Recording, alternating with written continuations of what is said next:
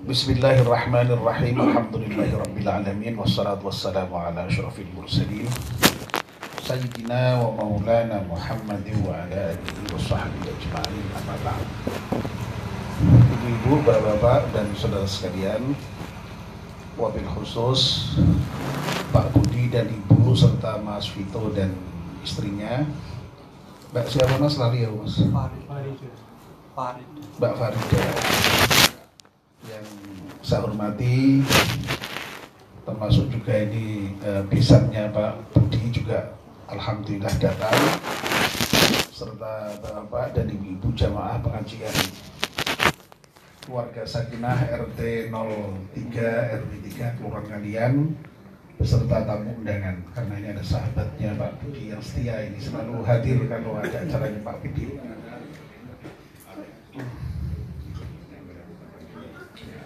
Pertama-tama tentu saja kita bersyukur pada Allah Subhanahu wa Ta'ala bahwa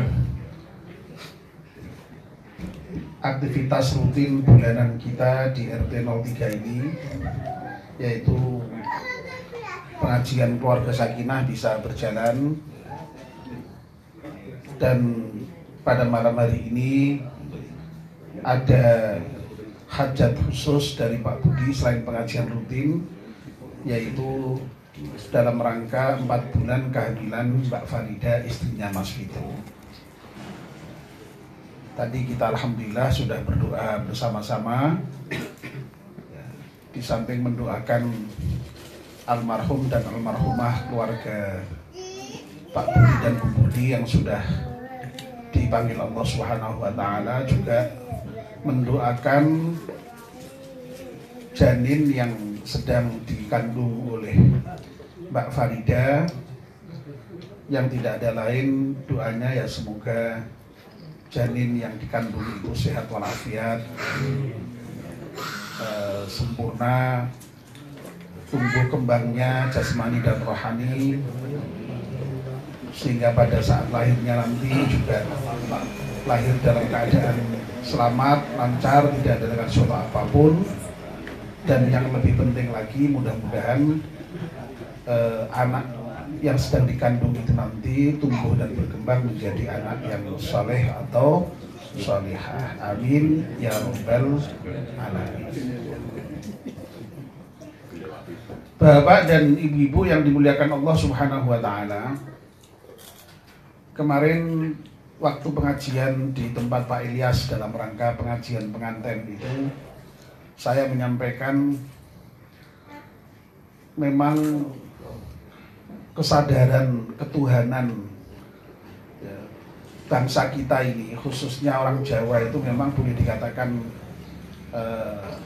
cukup kuat ya. Dan itu bisa dibuktikan dengan selalu berdoa mohon keselamatan pada Allah Subhanahu wa Ta'ala dalam event-event tertentu kehidupannya. Makanya saya bilang wong Jawa ini senangnya selamatan ya. Kemarin pas mantenan selamatan ya. Lalu setelah mantenan itu kira-kira ya terus hamil gitu. Ya. Hamil 4 bulan selamatan ya. Kadang-kadang 7 bulan masih selamatan lagi. Begitu lahir selamatan juga ya, akikohan ya. Lalu besar sedikit sunat selamatan meneh ya. Terus nikah selamatan ya. Terus begitu ya, sampai kemudian ketika meninggal juga selamatan meneh. Nah itu sekali lagi menunjukkan ada kepercayaan kepada Tuhan yang sangat kuat, lalu diwujudkan dalam bentuk ketundukan, lalu permohonan kepadanya menyangkut kehidupan kita ini. bagi orang yang tidak percaya dengan Tuhan, ya, misalnya orang yang kita sebut dengan kaum ateis, ya, atau kalau ateis sekalipun misalnya orang yang percaya dengan paham positivisme, ya, yang percaya pada kekuatan ilmu pengetahuan, itu memang Tuhan itu lalu disingkirkan.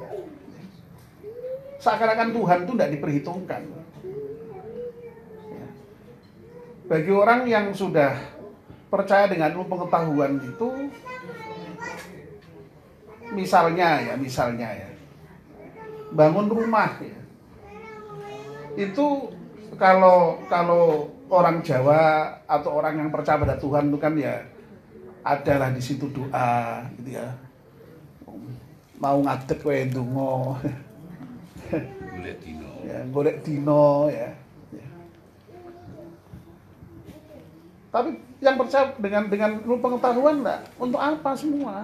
Pembangunan itu kalau sudah dirancang sedemikian rupa menurut standar ilmu pengetahuan, ya, konstruksinya begini, semennya sekian, besinya sekian, ya sudah otomatis itu akan kuat.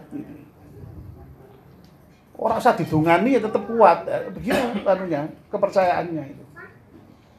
Ya. Dana tidak memenuhi standar ilmiah, ya. Mbok disembelihke kebu limo ditanam kabeh ya terus ambruk ora kuat, kira-kira begitu cara berpikirnya gitu. Ya, demikian pula yang namanya kelahiran seperti ini, ya. Bagi orang yang ateis tidak percaya pada Tuhan atau yang misalnya sudah percaya pada ilmu pengetahuan itu ya sudah. Ya. Selama yang namanya hamil asal itu sudah dipenuhi prinsip-prinsip kesehatan ya bagi ibu hamil ya.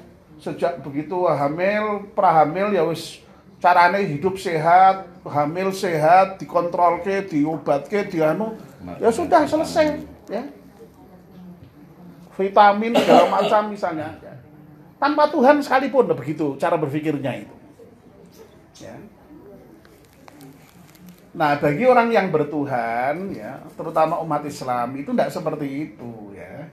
Jadi bahwa saya menyebutnya dulu sebenarnya hidup kita itu diliputi dengan apa? Sesuatu yang memang kita tidak tahu, gelap kita. Ya coba misalnya nuwun sewu mengenai masalah bayi yang dikandung ini. Kita kan tidak tahu kita. Ya tidak tahu. Ya kalau pada umumnya sih memang ya tumbuh berkembang lahir normal gitu. Tapi kan kita tidak tahu. Wong nyatanya juga ada yang kemudian maaf ya lalu kemudian bahkan belum lahir aja sudah gugur misalnya ya. Bisa tidak sempurna ya. Ya. Begitu lahir juga tidak sehat. Itu segala kemungkinan bisa terjadi sekecil apapun.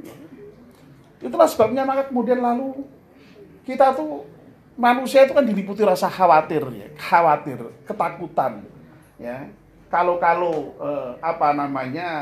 tidak sesuai dengan yang diinginkan. Dan disitulah kita kemudian bergantung pada Tuhan itu.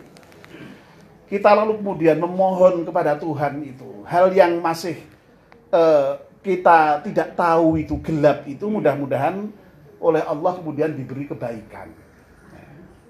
Ya.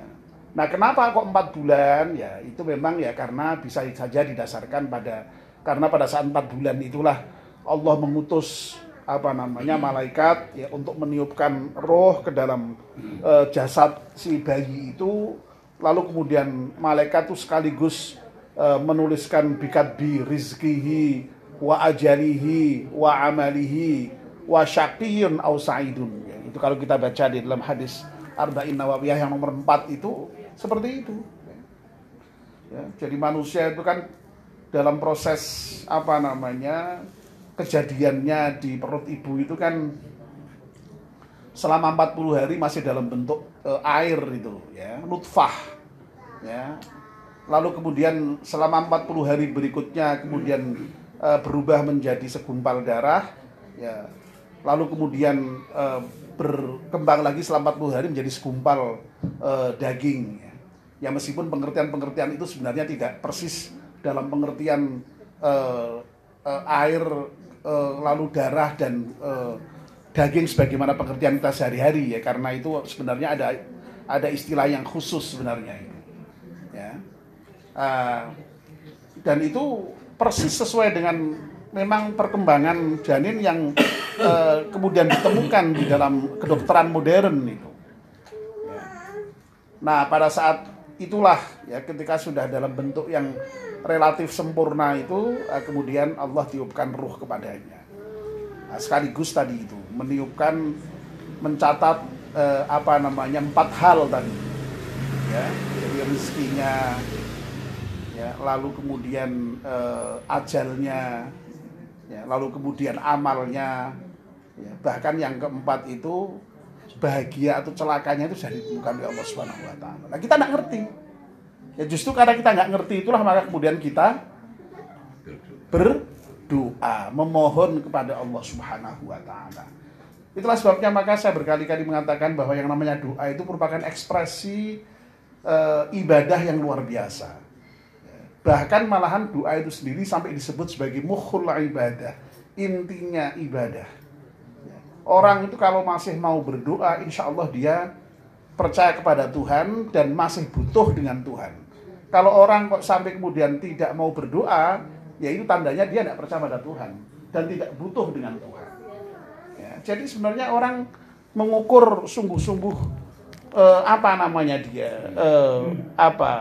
taat betul, ibadah betul dengan Tuhan itu, dia berdoa enggak dia itu. Ya. Makanya Nabi itu mengajarkan doa dalam segala hal, tidak dalam persoalan-persoalan yang besar-besar saja. Persoalan yang remeh-temeh sekalipun tetap kita dimohonkan untuk berdoa. Ya karena kita enggak tahu. Ya. Makanya tadi itu, ya, sama kan nikah itu kemarin saya sampaikan kan, nikah itu seperti orang berjudi itu sebenarnya itu. Ya. Gelap juga sebenarnya. Bagaimana bisa kemudian kita yakin dengan nikah itu lalu kemudian kita bisa cocok, bisa bahagia? Ya, makanya berdoa, lagi-lagi berdoa. Ya, begitu. Ya. Sampai dengan meninggal pun juga begitu. Kita nggak tahu apa meninggal dalam keadaan baik atau buruk. Ya. Makanya yang penting mohon diampunkan. Makanya doa kalau kita mohonkan kepada jenazah itu selalu mohon ampun. Ya. Kalau sudah mohon ampun kan sudah. Ya, kalau Allah mengampunkan selesai. Nah, itu. Jadi makanya doa itu menjadi sangat penting dalam seluruh tahapan kehidupan kita, termasuk sekali lagi dalam saat-saat ketika istri itu sedang hamil. Ya. Nah, tentu saja memang tidak hanya berdoa, ya. Nah, doa itu harus diiringi dengan usaha. Ya. Usahanya apa? Ya, kalau kita kepingin yang namanya hamil itu tadi misalnya sehat, ya, lalu kemudian tumbuh dan berkembang secara baik, ya silahkan, ya. Apa yang dianjurkan oleh para dokter dengan ilmunya itu diikuti. Ya, waktunya kontrol ya harus kontrol, waktunya minum vitamin harus minum vitamin, waktunya ya itu diikuti. Ya. Lalu pada saatnya lahir, ya sekarang ini ada dokter ahli, ya, yang terbaik kalau bisa. Jagani kalau misalnya ada masalah yang terjadi itu bisa segera ditangani. Ya. Nah, kenapa dulu kok misalnya angka kematian bayi lahir itu tinggi, ya? Karena dulu orang lahirnya di dukun. Ya. Dukun bayi itu kalau misalnya ada masalah tidak bisa segera mengatasi. Ya, sekarang kan enggak. Sekarang alhamdulillah ketika ada masalah karena di rumah sakit bisa segera diatasi, ditangani. Hal-hal seperti itu mengiringi doa. Ya, usaha yang terbaik di dalam rangka untuk mendapatkan hasil yang terbaik juga. Nah, ketika sudah lahir tadi, ya Mas Vito kepingin anaknya apa tadi Mas? Jadi anak yang soleh-solihah, ya. Terus suaranya sampai merdu, digunakan baca Al-Quran dan hadis. Ya, itu kan tidak cukup hanya berdoa. Ya. Kalau ingin seperti itu berarti dengan apa? Usaha, dengan pendidikan, ya. Oh, berarti nanti anaknya dimasukkan di TPQ, ya, bahkan kalau perlu pesantren, ya, supaya bisa menjadi orang yang ahli mengaji, ya, ahli ibadah. Nah, di sini sekali lagi antara doa dengan usaha itu lalu kemudian bertemu. Jangan sampai hanya usaha tok, kemudian lalu tanpa doa itu berarti melupakan Tuhan, ya. Nah, Tuhan sendiri pun, ya, ketika dia mengajarkan berdoa, di sisi yang lain juga mengajarkan untuk berusaha. Oleh karena itu dua ajaran ini sekaligus diamalkan bersama-sama sehingga diharapkan hasilnya bisa optimal. Nah, itu yang kita harapkan, ya. Jadi antara doa dan usaha itu supaya betul-betul dijalankan. Nah, tadi alhamdulillah sudah dibacakan ayat Al-Quran dari banyak surat, ya. Itu tadi itu surat-surat yang sudah pilihan itu. Dalam pengertian apa? Surat-surat yang isinya itu banyak berbicara mengenai anak, ya, dari mulai proses kejadiannya seperti dalam surat Al-Mu'minun tadi itu. Lalu contoh ketika bagaimana Nabi Yahya dulu ketika dididik sehingga menjadi nabi itu, ya. Lalu kemudian sampai dengan yang terakhir tadi itu adalah pendidikan Luqman, bagaimana Luqman mendidik anaknya agar supaya menjadi anak yang baik. Nah, oleh karena itu kalau saya boleh menyarankan Mas Tito membaca Al-Qur'annya tidak hanya di dalam kesempatan sekarang ini, ya. Jadi itu kalau bisa difotokopi salah satunya itu, ya. Jadi ayat-ayat yang ada itu dibaca sambil dipahami maknanya, ya. Karena apa? Karena itu ayat-ayat yang terkait dengan petunjuk langsung Allah Subhanahu wa taala terkait dengan persoalan anak, ya, sehingga kemudian kita bisa mendapatkan pelajaran dari Al-Qur'an itu yang lebih penting, ya, yang lebih penting. Ya bahwa kita tadi membaca Al-Qur'an itu bagus, ya. Itu sudah mendapatkan pahala, ya. Dengan pahala itu ketika kita berdoa mudah-mudahan Allah mengabulkan doa kita. Karena berdoa itu ketika didahului dengan beribadah kepada Allah, doa itu ketika didahului dengan mendekatkan diri kepada Allah, otomatis doa itu relatif lebih nyambung. Jadi doa itu jangan kemudian lalu asal tiba-tiba doa itu jangan, ya. Doa itu kalau bisa diikuti dengan amal baik dulu, ya. Jadi amal baik dulu, baca Quran dulu, sedekah dulu, ya. Ibadah dulu, sholat dulu, baru berdoa, ya. Ya boleh saja tiba-tiba berdoa ya Allah gimana saja itu boleh, tapi akan lebih bagus kalau diawali dengan ibadah dulu. Nah, seperti tadi itu Al-Qur'an, ya, baca zikir tahlil, dalam suasana sudah dekat dengan Allah kita baru memohon kepada Allah. Apalagi sudah dibacakan Asmaul Husna. Ya, bacaan Asmaul Husna itu memang boleh dikatakan merupakan passwordnya doa, ya. Karena Allah Subhanahu wa taala berfirman, "Walillahil asmaul husna fad'uhu biha." Ya, Allah itu memiliki nama-nama yang terbaik. Karena itu memohonlah engkau dengan asmaul husna itu. Jadi bagus, ya. Mau berdoa baca asmaul husna dulu itu bagus. Karena itu perintah Allah Subhanahu wa taala. Nah, sehingga dengan begitu maka ya tadi diharapkan doanya lebih besar kemungkinannya untuk dikabulkan Allah Subhanahu wa taala. Apalagi kemudian doa ini dilakukan bersama-sama, berjamaah. Sebab kalau doa berjamaah seperti ini, ya kemungkinan terkabulnya juga lebih banyak. Ya. Di antara kita mudah-mudahan adalah yang terkabul. Ya. Kalau doanya Pak Sorihan tidak terkabul, ya mudah-mudahan doanya Mas Vito sendiri yang terkabul. Ya. Kalau tidak Mas Vito, mungkin doanya mertuanya justru yang kabul, ya. Atau malah bisa jadi doanya siapa ini? Si kecil ini yang mungkin ya dengan caranya sendiri, ya. Bisa jadi, ya. Begitu. Makanya kita itu memang diperintahkan juga untuk banyak-banyak minta didoakan oleh orang lain, ya.